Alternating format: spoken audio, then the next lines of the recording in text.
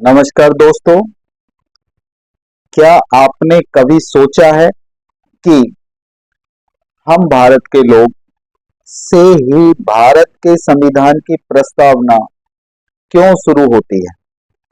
क्या ये मात्र शब्द हैं या इसके पीछे कुछ विशेष संदेश छुपा हुआ है?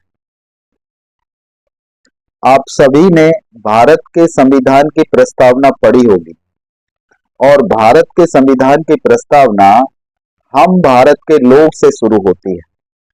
तो पुनः मैं पूछ रहा हूं, क्या आपने कभी सोचा है कि मात्र ये कुछ शब्द हैं या इसके पीछे कुछ विशेष संदेश छुपा हुआ है?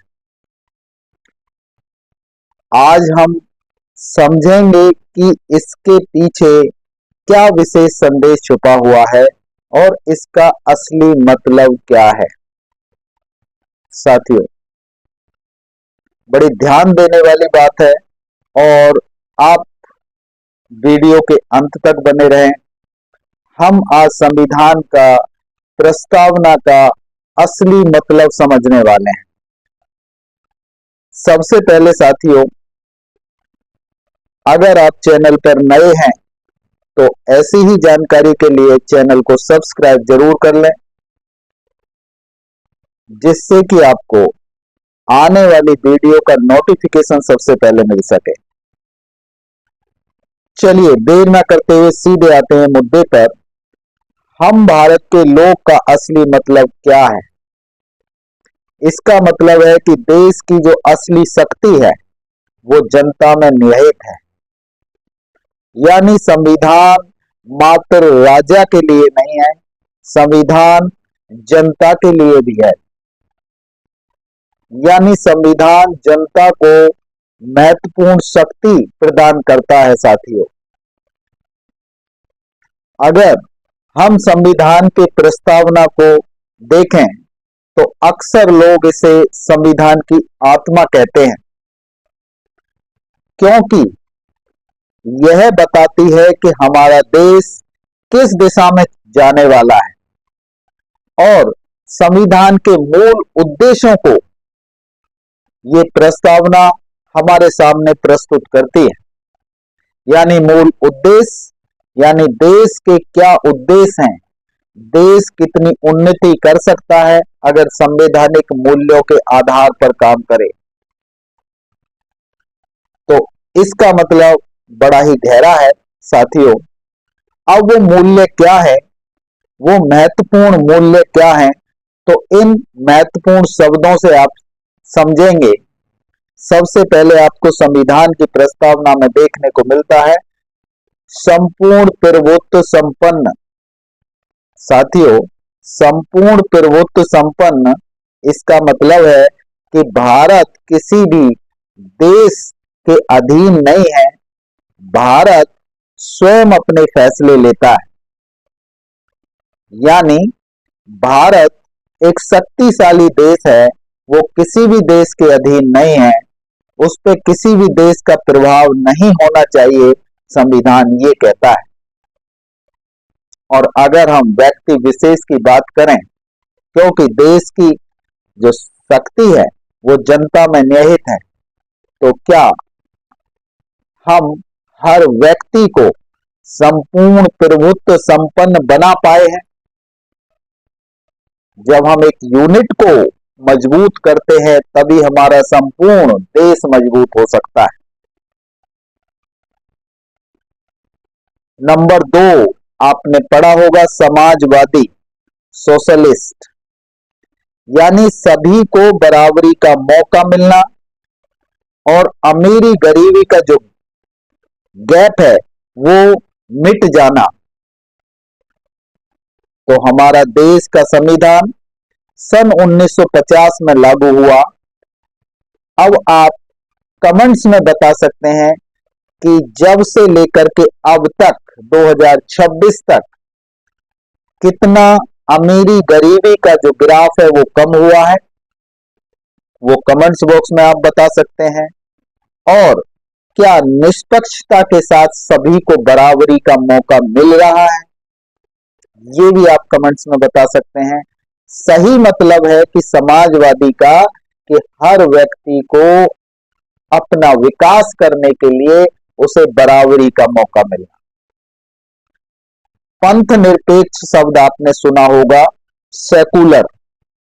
इसका मतलब है साथियों, सभी धर्मों को समान सम्मान मिलना, यानी सभी धर्मों को बराबरी का हक मिलना, और राज्य का कोई भी विशेष धर्म नहीं होगा।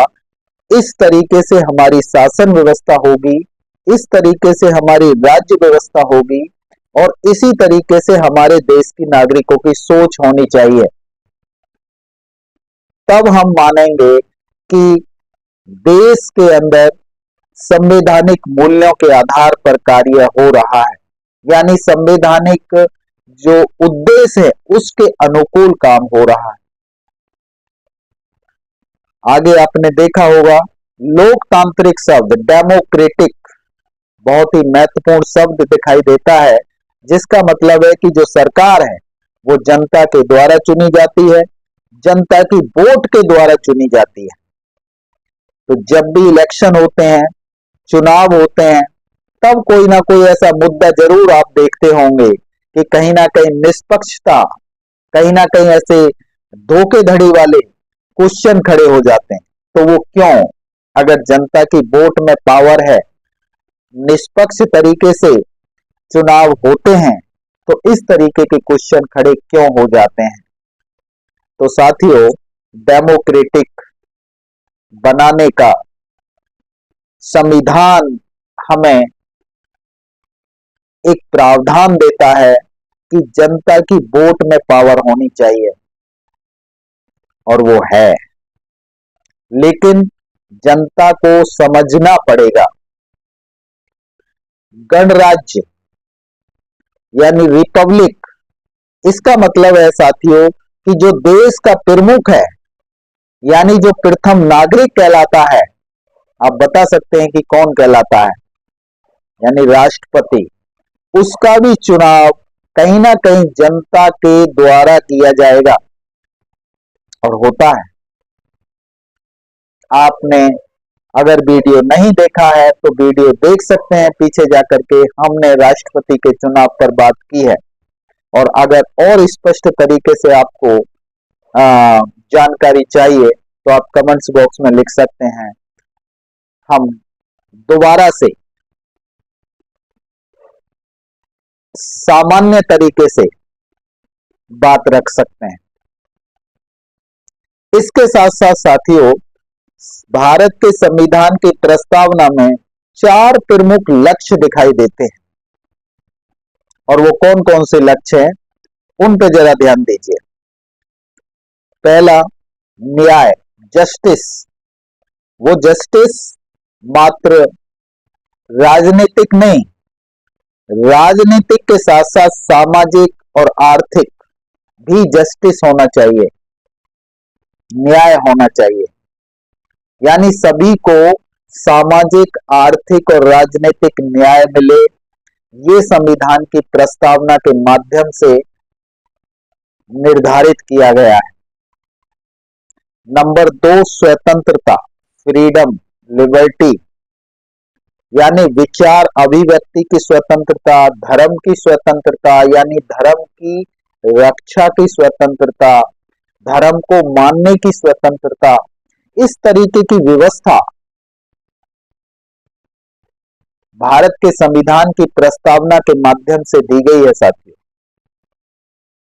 कितना सिंपल तरीके से हम एक एक शब्द को सही तरीके से समझने का प्रयास करें।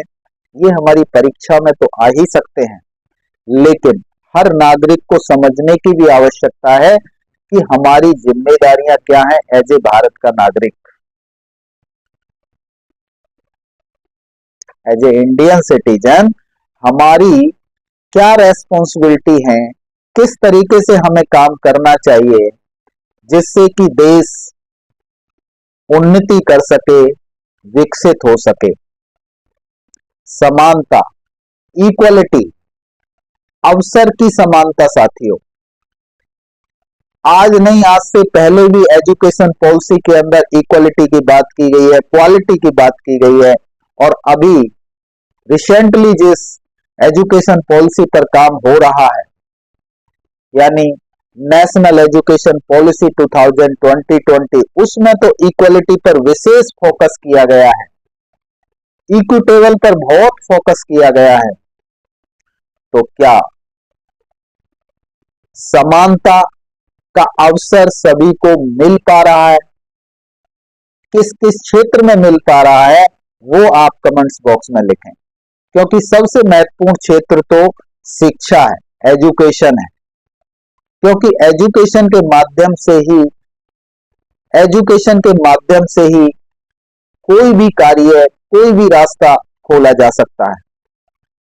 जैसा कि आप जानते भी हैं, डॉक्टर भीमराव अंबेडकर जी ने और हमारे बहुत से महापुरुषों ने एजुकेशन को प्राथमिकता दी है, और एजुकेशन के नाम पर ही उन्होंने समाज, देश और विदेश में अपना स्थान स्थापित किया है। तो क्या आज भी देश के अंदर समान एजुकेशन के अवसर हैं? क्या एक मंत्री के बच्चे, एक अधिकारी के बच्चे, एक मजदूर के बच्चे के साथ पढ़ पा रहे हैं, या मजदूर का बच्चा, मिडिल क्लास का बच्चा एक आईएएस, आईपीएस या फिर एक मिनिस्टर के बच्चे के साथ पढ़ने का उसे अवसर मिल रहा है? या उनके जो स्कूल हैं उसके साथ साथ जिन स्कूलों में मिडिल क्लास के बच्चे या गरीब तबके के बच्चे जा रहे हैं, उनकी क्वालिटी दोनों की बराबर है? कमेंट्स बॉक्स में लिखिए साथियों, क्या इस तरीके के अवसर मिल रहे हैं? अगर मिल रहे हैं तो बहुत अच्छी बात है।